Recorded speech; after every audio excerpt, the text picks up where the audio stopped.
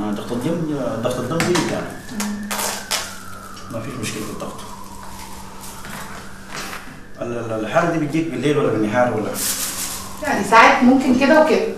ليل مره نهار يعني. مع حمى، في حميات كده، في سخانه في الجسم. ممكن. سخانه في الجسم. طبعا انا يعني ما كنت داير افاجئك بالكلام ده، لكن لازم الدكتور يكون صريح مع المريض بتاعه يعني. ايوه. انت تعالجتي قبل كده عند دكتور معين؟ مشيتي دكتور محدد؟ لا. يعني كنت بتيجي العياده هنا؟ لا. بسيط يعني، ما كنتش تعبانه جدا كده يعني، المره دي تعبانه شويه فحبيت اجي اكشف اطمن يعني. اسم المريض أمه؟ وفاء عبد الرازق. طبعا يا وفاء، حقيقة أنا الدكتور اللي كنت قاعد عندي هنا أنا قريت الملف بتاعك، وداني فكرة عن المرض بتاعك يعني. حقيقة يعني عرفت الباك جراوند، يعني الهيستوري تاريخ المرض يعني. قريت تاريخ المرض كده. هو مرض غريب يعني، بيجي من كل مليون شخص بيجي لفرد واحد يعني. كل مليون شخص بيجي لفرد واحد؟ أنا بس دايرك تكوني هذا والراس عشان نقدر نتعامل بشكل جيد مع حضرتك. انت عندك مرض حامد. مين؟ مرض حامد. يعني ايه؟ عندنا في السودان بيقول له، انا من السودان يعني، بيقول الحميطرمط. عندك الحميطرمط بيقوم عليه. ايه الحميطرمط ده؟ طب حضرتك كلمني بالمصري بلغتنا احنا عشان نفهم. مرض حامد يعني، حامد ده عنده قصه. الحميطرمط ده يعني زي النفاخ الفجائي. ايه الكلام الغريب اللي حضرتك بتقوله ده؟ طب انا عايز اتكلم مع دكتور يعني المصري افهم الكلام ده. طيب انا هفهمك بالراحه. اتفضل.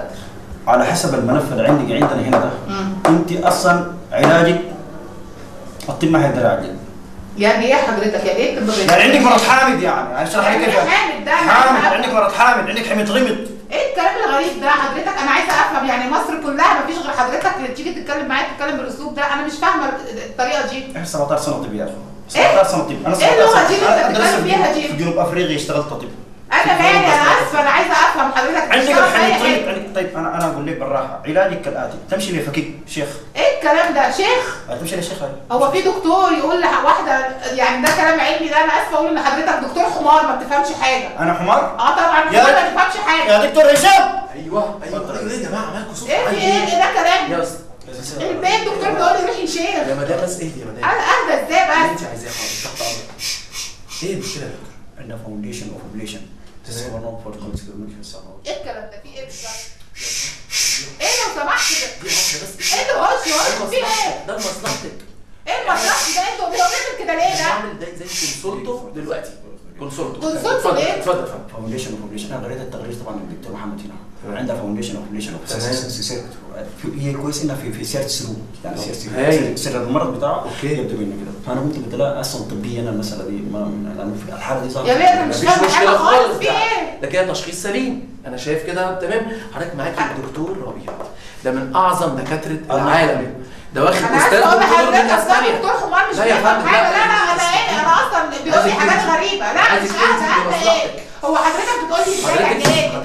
حضرتك الانفعال. هو في دكتور يقول واحده تروحي تعملي زار ولا تروحي ايه ده؟ عندك فتره بتاع 3 يوم اعمل فيها زار، دوقي فيها زار. زار كمان؟ ده ايه ده؟ في كده يا مدام يا اخي اللوليه انت بس. والله اللوليه تنفعي، والله اللوليه تنفعي. انا مش دكتور. مخي فين الدكتور اللي انا كنت بتعالج عنده دلوقتي؟ اعظم دكتور. لا انا دكتور حمار. يا اخي انا دكتور حمار. هو استاذ دكتور. هو استاذ دكتور. لا مش دكتور، ده دكتور حمار. لا انا مش دكتور. اهدي بس اهدي يا فندم. اهدي بس اهدي. انا